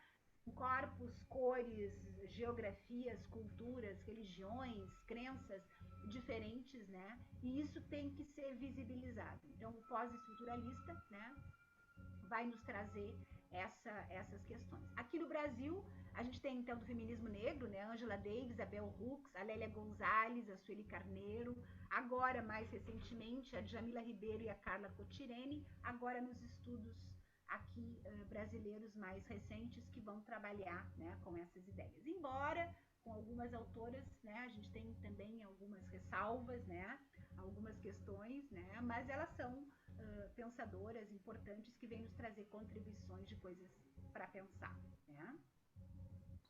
Bom, A terceira onda, então, é isso, né? O desafio de pensar igualdade e diferença. E aí que eu acho que conversa muito, né, Paola, com os estudos da filosofia da diferença, né? E para mim, assim, muito, né, com muitas coisas do Deleuze, do Guattari, enfim, que é essa questão de pensar a diferença, né? De poder incluir, né, essa diferença, não só da diferença do ponto de vista lá cultural, né? Mas de pulverizar esses blocos monolíticos de saber, né? Quer dizer, o que é mulher, o que é feminismo, o que é isso, né? De poder abrir, de poder rachar isso, né? E disseminar. Uma, né, importante aqui, que a gente já falou, que é a Angela Davis, né? Representante do movimento negro, que agora tem sido redescobertas, né? Essas mulheres têm tido vários cursos, inclusive a URGS fez agora há um tempo um curso sobre os feminismos, né? Feminismo interseccional, feminismo negro, decolonial, enfim. Então parece que tem se recuperado e se redescoberto Angela Davis e Bell Hooks em todos os campos, né? Elas são ativistas, em especial pela literatura. Bell Hooks tem escritos maravilhosos, lindos, poéticos, né? E vão falar do papel, né, da arte, né, da literatura, né, como um grande dispositivo, uma grande força, uma grande ferramenta, né, para a desconstrução das imagens das mulheres, da subalternidade das meninas negras. Os poemas, os livros da Bell Hooks são muito lindos, né? Elas vão dizer que a arte cura, né, Paola? Que a representação do feminino, né, uma nova representação, embora eu sei que tem ressalvas até a própria questão da representação, né, mas que é importante a gente cuidar quais são as representações das figuras femininas, né, que a sociedade veicula, né, nas histórias infantis, na literatura, nos filmes e na própria arte, né, visual, porque isso vai subjetivar, né? Isso vai oferecer modelos de subjetivação, né? Então a importância, né, de se problematizar isso daí. Bom, uma coisa que eu quero trazer aqui, que daria uma outra aula, que é bem polêmica do meu ponto de vista, que é o tal do pós-feminismo, né? Que eu não uso esse termo, não, né? Até porque não concordo, eu e muitas outras, né, pensadoras e militantes aí. Na verdade, o que se chama de pós-feminismo, e aí eu tenho umas broncas lá, a Paola sabe, com a Camille Paglia, com, enfim, né, algumas autoras aí que falam desse pós-feminismo. Na verdade, o pós-feminismo não é que acabou o feminismo, não é um depois do feminismo, né? Porque Tua precisamos bronca. muito. Qual é esse? O isso da Beatriz Preciado também, do Manifesto Contra Sexual. Ai, são dois que eu tenho umas broncas aí que a Paola sabe. Pornotopia. Né? Que acho que são umas coisas importantes para se pensar, né? Mas eu acho que muitas vezes eles fazem um desserviço à causa das mulheres, à luta das mulheres. Seja de que linha for, seja de que, né? Enfim.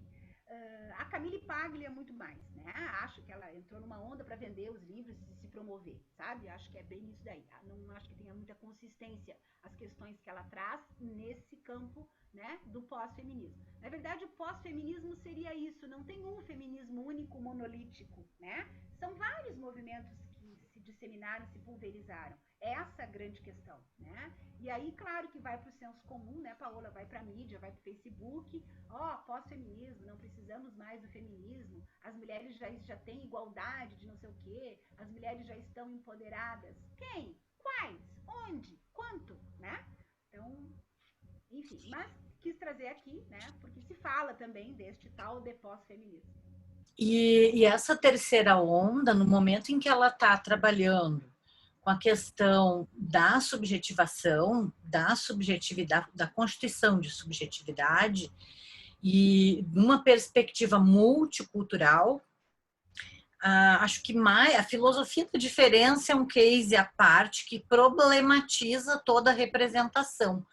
Então, eu não sei se não seria mais adequado a gente dizer que a terceira onda é multicultural e está muito ligada aos estudos culturais e às teorias queers dentro de uma perspectiva culturalista.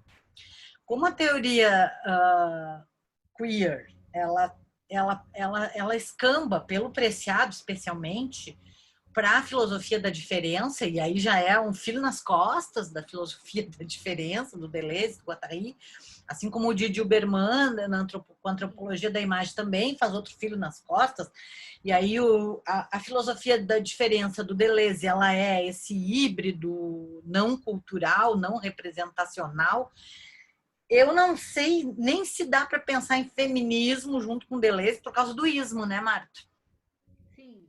Uhum. Porque isso nos põe um problema filosófico. Mas, enfim, quando fala pós-feminismo, assim como chamar a teoria, a filosofia da diferença, como uma teoria pós-crítica, ela não é nem a crítica, ela é a crítica. É bem complicado, né? É. Então, assim, Não, não, se a absolutamente, gente vai Paula. ver ondas, É, o pensamento nômade na sua, no seu fora, ele é o oceano. sim. A trima é mega, né? Mas assim, ele não tem onda. É, sim, sim, Ele é um fluxo e um refluxo, né? sim. É. Se bem que é isso que eu dizia, essas ondas, elas também são fluxo e refluxo. Elas também Sim, se misturam. Elas também seguem, né, ocorrendo. Por exemplo, eu trabalho com perspectiva da terceira onda e da segunda onda junto, né? Quer dizer, ainda marco a questão da afirmação do feminino, da necessidade de fortalecimento das mulheres, embora temos que rachar essa ideia de mulher unitária, né? Então, é um fluxo e um refluxo, né? Tu vai e tu volta, né? Tu junta essas ondas e sei lá e o que, né? E não, com certeza, Paula, eu só digo que eu acho que eles conversam né, com a filosofia da diferença e tem várias autoras. Eu não entrei aqui porque é muita coisa, a gente pode até fazer uma hora, uma discussão e uma aula específica sobre isso, que são algumas autoras, por exemplo, a Rose Braidotti, né? Que vai trabalhar com a questão da subjetivação. A nossa própria querida aqui foi minha professora, era minha orientadora em algumas coisas, a Tânia Fonseca, né? Tânia Gali Fonseca, aqui da psicologia da URGS, que tem artigos muito bonitos e que vai falar sobre a subjetivação pela diferença, né? A subjetivação na diferença, né? Então tem alguns autores e autoras que têm feito essa conversa, né? a Rose Braidotti, a Tânia que nos trouxe, né? A Tânia Aquela Fonseca, parte do né? Platô 10, do devir mulher, Sim, enfim. sim, isso. Daí sai, aí não cabe em onda nenhuma, né? Aquilo, né? É. Vamos ver a É, por isso quarta? que eu digo assim, essas ondas elas também são, né, divisões, sei lá, acadêmicas, aquelas necessidades, infelizmente, né, Paola, acadêmicas que a academia tem de colocar na caixa, colocar no quadrado, né? Agora eu estava escrevendo ali um projeto, um negócio, um programa de extensão, qual é a linha da extensão que entra, e era uma só que tu tinha que escrever. Não, mas ela entra em um monte de coisas, não tem uma única coisa só, né? Mas parece que a academia ainda a gente tem essa coisa de pensar nas caixas, é complicado, né? Então aí, enfim, as 4 caixas aí das ondas, mas que elas se misturam, né?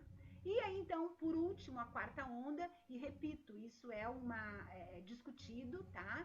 Algumas autoras consideram, então, né, o cyberfeminismo como uma quarta onda, mas não necessariamente. Na história clássica do feminismo, as historiadoras reconhecem essas terceiras ondas como a última onda contemporânea, né, do feminismo pós-estruturalistas, tá?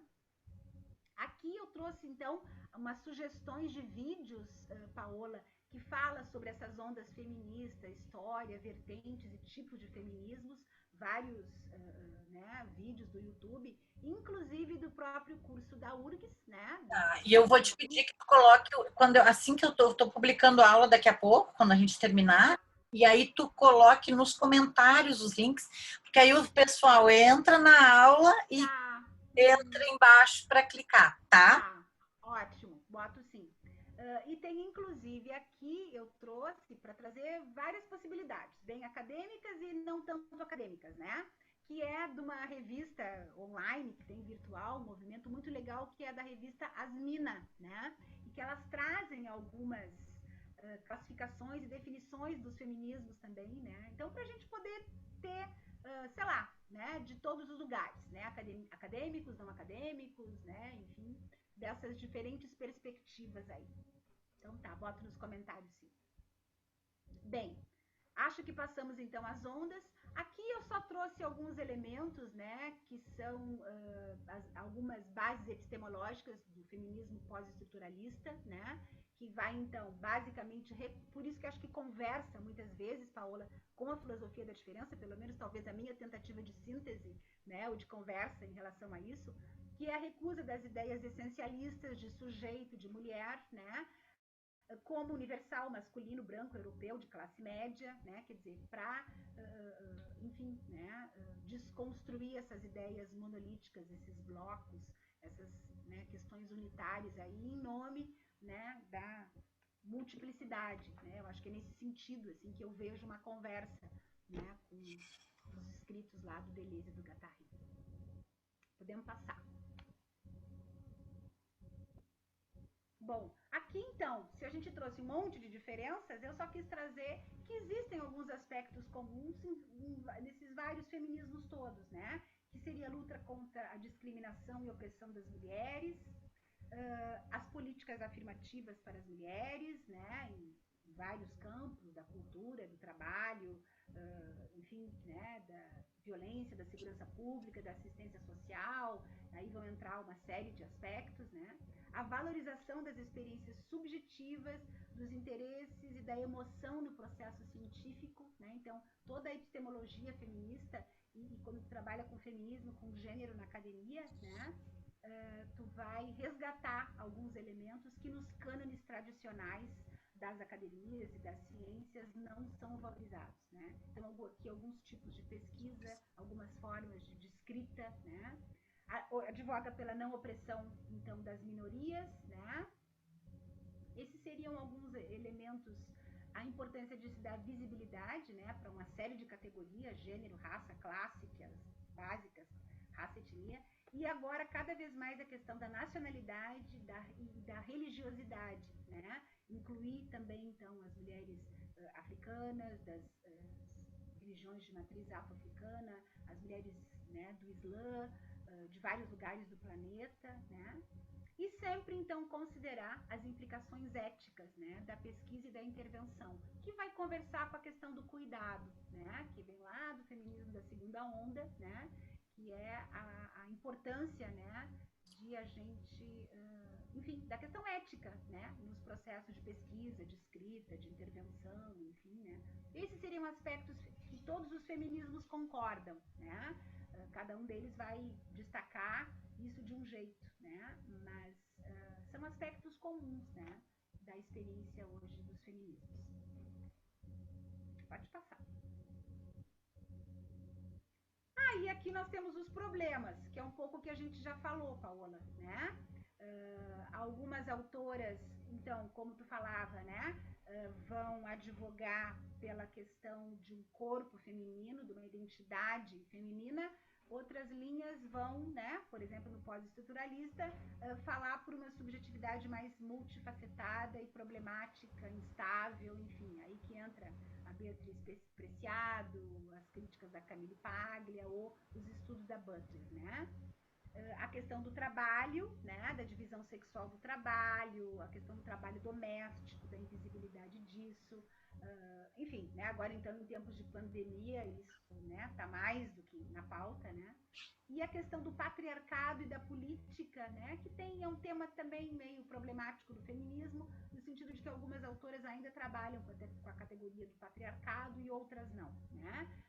Eu sou adepta a linha, né, que reconhece que existe um patriarcado moderno ou pós-moderno, né, mas que existe ainda assim, né, e que ele foi se transformando, ele vai se transmutando, né, assim como o capitalismo, enfim, né, vão se modificando e se aliando, né, com o objetivo da exploração, né, de alguns sujeitos, né, entre eles das mulheres, né, mas é um tema também problemático, né.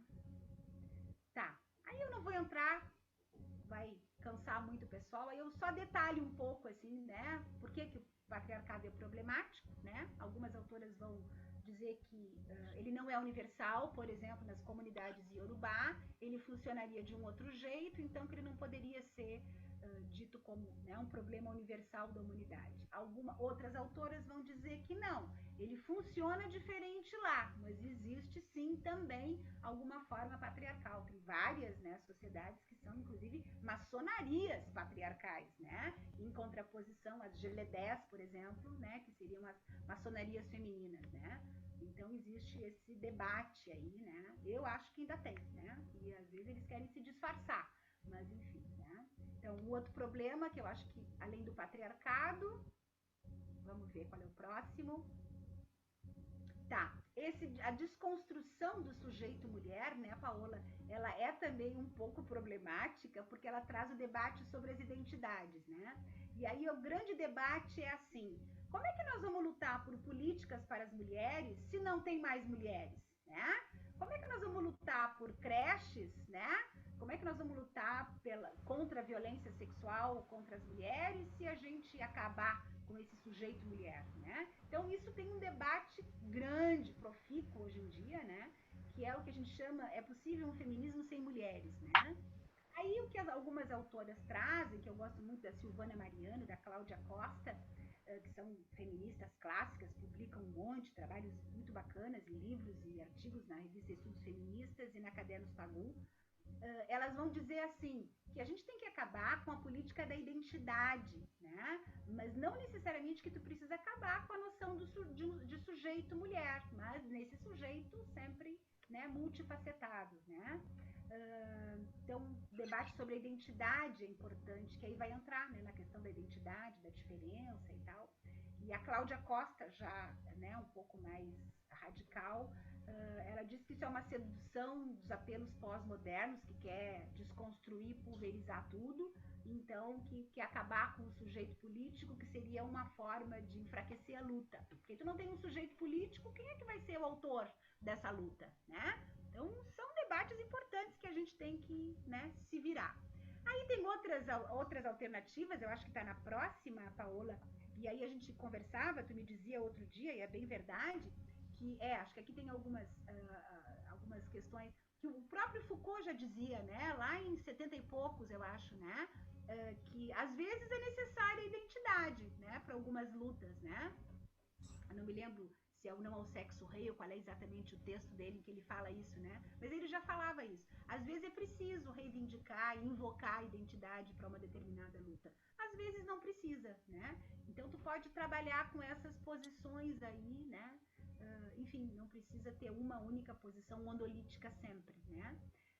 Que é o que tem essas posições dessas diferentes autoras aqui. A Judith Butler trabalha com a solução que vem da ciência política, do campo das coalizões, né? Então ela vai dizer, uma política de identidade é uma coisa, uma política de coalizão é outra, né? Então assim, ó, não precisam ser só as mulheres a lutar pelas creches, homens também podem lutar pelas creches, né?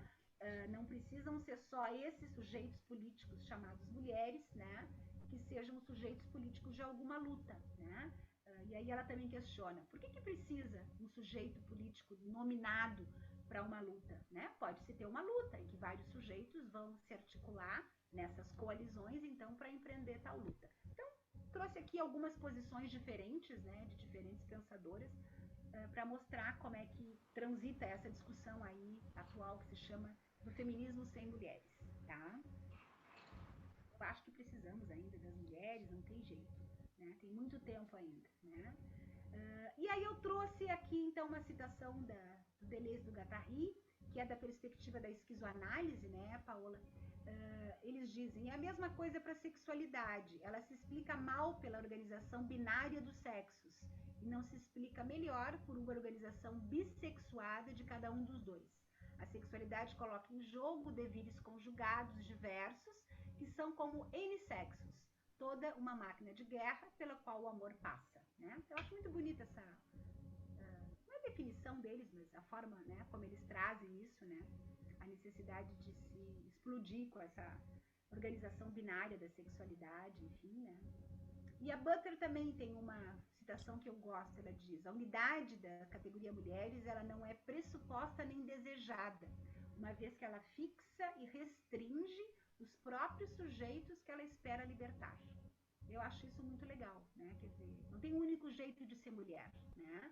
Isso é outra questão importante que as pessoas confundem. Ah, então se eu for feminista, eu não posso botar batom, eu não posso ser vaidosa, eu tenho que andar com o sovaco cabeludo, né? Eu não posso não sei o quê. Não, gente, não. As radifem se propõem isso, as lésbicas se propõem outras coisas, ok, é a pauta delas, né? Mas tu pode ser feminista de batom, de brinco, de saia, pode se depilar se E quiser, lésbica também, né? lésbica também, enfim, né? Quer dizer, pode gostar de homens, de mulheres, de, sei lá, de plantas, de, não sei, ETs, né? Enfim, né? Isso são distorções do meu ponto de vista, né? Outro problema que a gente já falou, então, que é isso, né? Que a gente tem que descolonizar, né, o gênero e os feminismos, né? A gente chama enegrecer os nossos currículos, enegrecer as nossas leituras, né? Descolonizar, né, o nosso pensamento. E aí, então, eu trago algumas autoras, né? Agora eu estou lendo da Yeronke Yeyumi, acho que é assim que se diz, né? Muito legal o livro dela, A Invenção da Mulher, né? Em que ela vai mostrando o jeito como se concebe, né? A partir da mitologia iorubá e da Nigéria, como é que se inventou esse sujeito mulher, né? Que é um outro jeito diferente do pensar ocidental, muito legal. E tem outras, né? Mulheres com estudos importantes que estão citadas nesse livro do feminismo decolonial da Buarque de Holanda, da Helena. Pode passar, é outro problema então, né? A gente sair daquela ideia. Outro problema, Paola, que remete especificamente ao campo, né, da arte e das artes, né, no geral, que tem a ver com a representação das mulheres, né, quer dizer, e a gente pensar que imagens a gente veicula, né, sobre as mulheres, que imagens a gente consome, né, que imagens a gente produz, qual é a crítica disso, né. E aí tem uma frase nesse livro da Buarque de Holanda, da Cláudia Costa, num dos escritos dela, que eu acho muito verdadeiro, assim. Ela diz que a descolonização da percepção, dos sentimentos e da linguagem não é possível sem um processo de cura realizado por meio de imagens transformadoras. Né? Então, acho que aqui, né, se insere a questão né, da arte, da literatura, né, quer dizer, a imagem que a gente tem, né, do feminino, das mulheres, enfim, né, essas outras imagens, elas podem curar, né, de uma história de representações subalternizadas, subjugadas, minorizadas no sentido não do Deleuze e do Guattari, né, mas no sentido dos estudos culturais de minorias que são invisibilizadas, negligenciadas, enfim, né. Enfim, então é uma outra questão. Aí eu trouxe algumas questões, né, que aí a Paola vai, né, magistralmente sempre nos mostrar, que é a questão do feminismo e da arte, só para mostrar que existe toda uma linha, todo um campo, né, de estudos, né, na arte, né, que traz essas questões feministas, né, que vão dizer que a imagem é um campo de disputa, né, de luta pelo poder, né, então, e a imagem no geral, né, nas artes visuais, na própria literatura, no teatro, na dança, né, tem todo um trabalho que vai falar das questões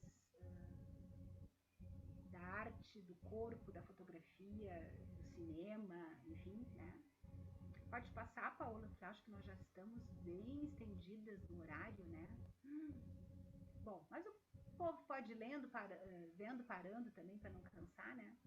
Aqui eu trago alguma questão do programa de arte feminista na Universidade da Califórnia, na década de 80, né?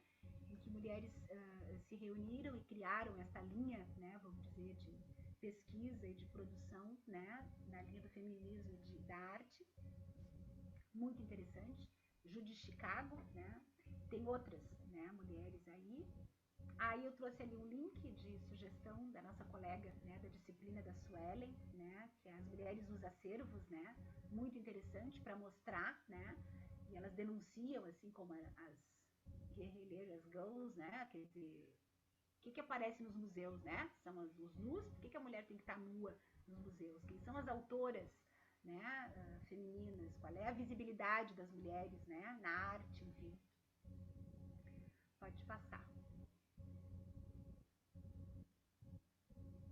Aqui eu trago algumas mulheres, como a Linda Noschlin, que inclusive se discutiu, né, Paula, um texto dela numa das suas aulas, muito importante, né, que ela vai mostrar o caráter androcêntrico, né, dos critérios e da validação das obras de arte, né, assim como outras, né, autoras, né, uma delas que eu gosto muito, não consegui terminar de ler o livro dela, mas tenho aqui, que é o Visão e Diferença, que é da Griselda Pollock, que é uma das que primeiro faz, eu acho, né, essas críticas à questão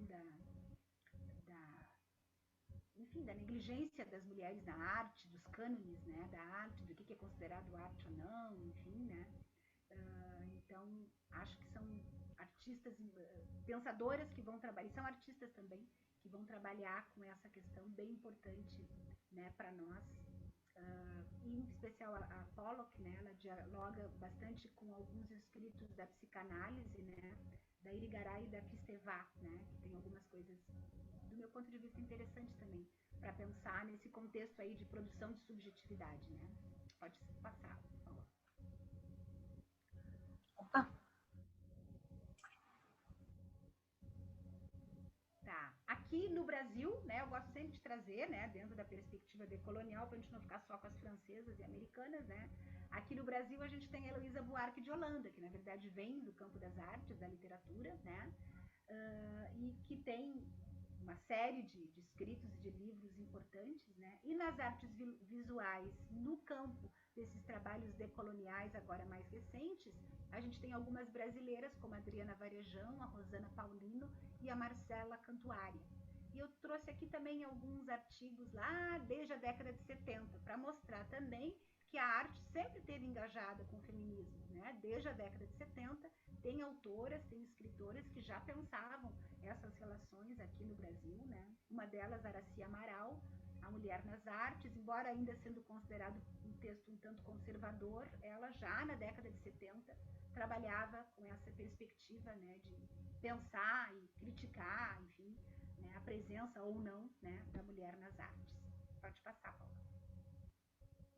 Aqui eu trouxe, então, por fim, algumas, queria ter trazido muito mais, né, mas não ia ficar muito extenso, não tive fôlego, algumas obras da Rosana Paulino, né, que trazem essa perspectiva, né, decolonial, da crítica, né, a esse status quo, não é nem só a questão do feminismo, mas muito a questão das mulheres, né, então é uma boca costurada, né, que essa mulher amarrada enfim,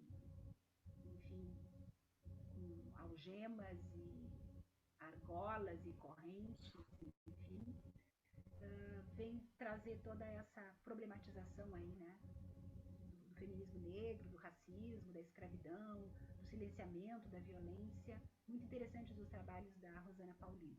Depois eu acho que... Ficando baixo, Marta, fala mais alto. Tá baixo? Chega mais perto.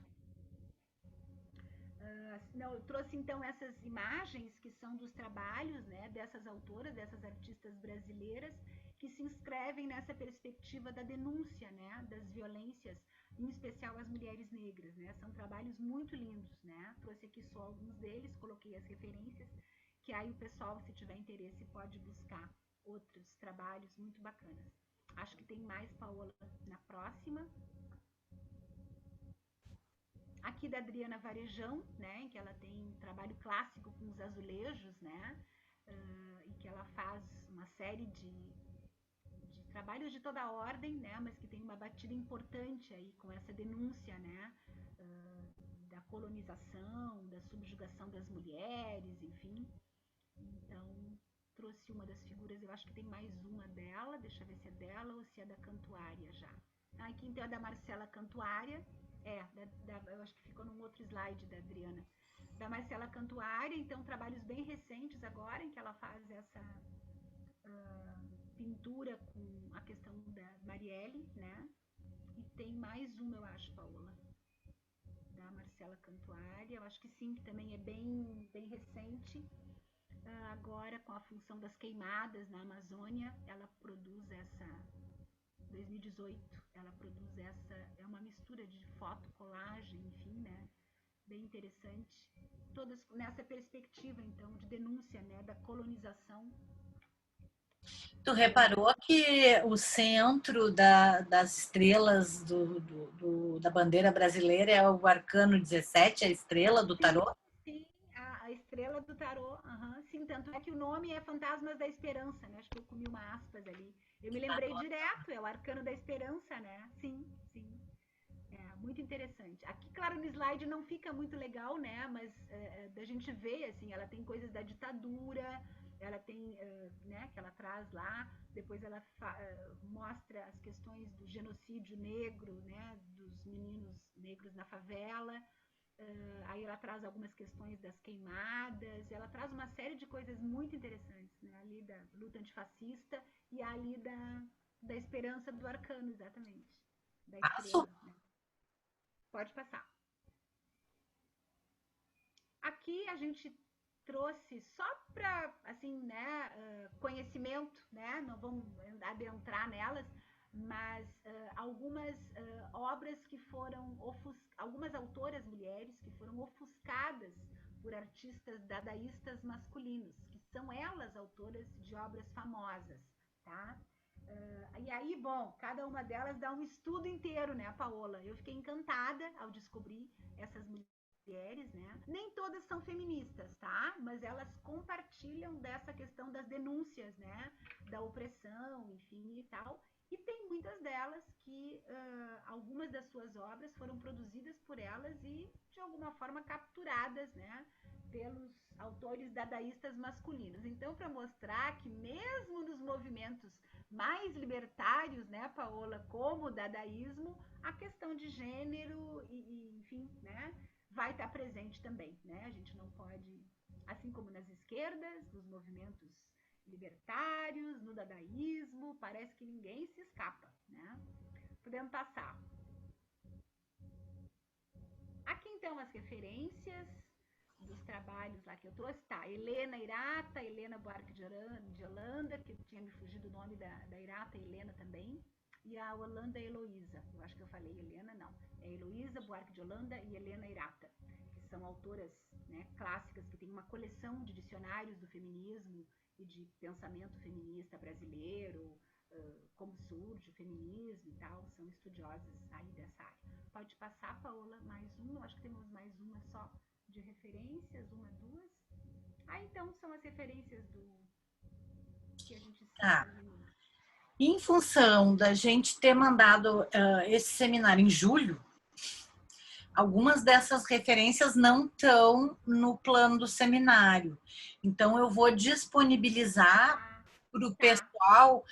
Nós vamos mandar o PDF dessa apresentação aqui, e essas referências aí estão... Mandamos, claro. A gente atualiza as referências, sim, né? Para se as pessoas quiserem acessar. Tranquilo. Marta, muito, muito obrigada. Tá? Foi uma aula de 2 horas, agora eu fui olhar o relógio. Gente do céu, eu fiquei pensando. Não tem problema. Vou cansar todo mundo, mas não. Aí as pessoas vêm, param. Param, né? Eu tô mandando agora, porque a gente ficou com esse problema de tempo aí, tá? Então, tô terminando aqui. Muito obrigada, ficou ótima a tua aula. Ela já era boa, mas agora, com esse complemento aqui, ela, né, deu uma guinada bem interessante para nossa discussão, então, na quinta-feira. Obrigada, eu vou pausar, interromper.